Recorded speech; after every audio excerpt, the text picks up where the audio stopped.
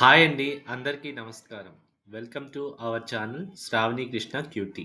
పచ్చళ్ళలో రారాజు, తెలుగింటి విందు భోజనాల్లో మహారాజు. ఎవరో చెప్పుకోండి చూద్దాం. మరెవరో కాదండి, మన తెలుగువారింటి అమృతం గోంగూర పచ్చడి. దాని తయారీ విధానాన్ని చూద్దాం రండి. ముందుగా 2 పెద్ద ఆకుల గోంగూర కట్ట నుంచి ఆకులను తుంపి బాగా కడిగి ఆరబెట్టుకోండి. నాకు ఇంచుమించుగా 2-3 గంటలు పట్టిందండి గోంగూర ఆరడానికి. ఆరిన గోంగూర మొత్తంగా 1 కేజీ ఉండిందండి. అందుకు కావాల్సిన మసాలా దినుసులు చూద్దాం రండి. వెల్లుల్లి 50 గ్రాములు, జీలకర్ర 2 స్పూన్లు, మిరియాలు అర స్పూను, ఇంగువ 10 గ్రాములు, మెంతులు 2 స్పూన్లు, ధనియాలు 50 గ్రాములు, ఎండుమిరపకాయలు పావు కిలో.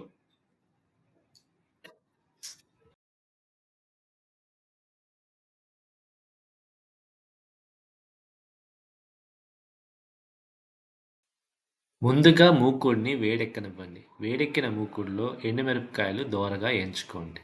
ఏంచుకున్న మిరపకాయల్ని పక్కకు తీసి పెట్టుకొని, ఆ తర్వాత మెంతులు, ధనియాలు, జీలకర్ర, మిరియాలు వేసి దోరగా ఏంచుకొని పక్క తీసి పెట్టుకోండి.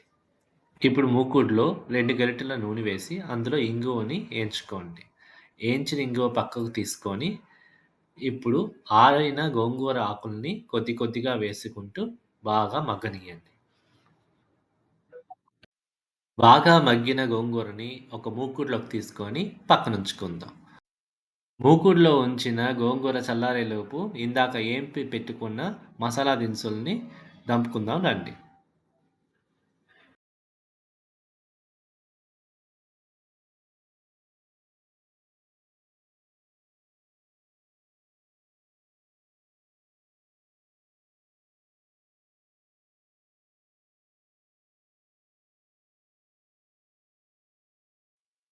చూసారు కదండి మసాలాలన్నీ ఎంత మెత్తగా పొడైందో.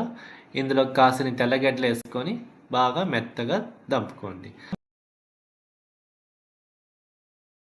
ఆ తర్వాత ఇందాక మూకుడులోకి మనం దించుకున్నాం కదండి గోంగూర ముద్ద, ఆ ముద్దను కూడా వేసి మసాలాలంతా బాగా పట్టేంత వరకు బాగా దంపుకోండి.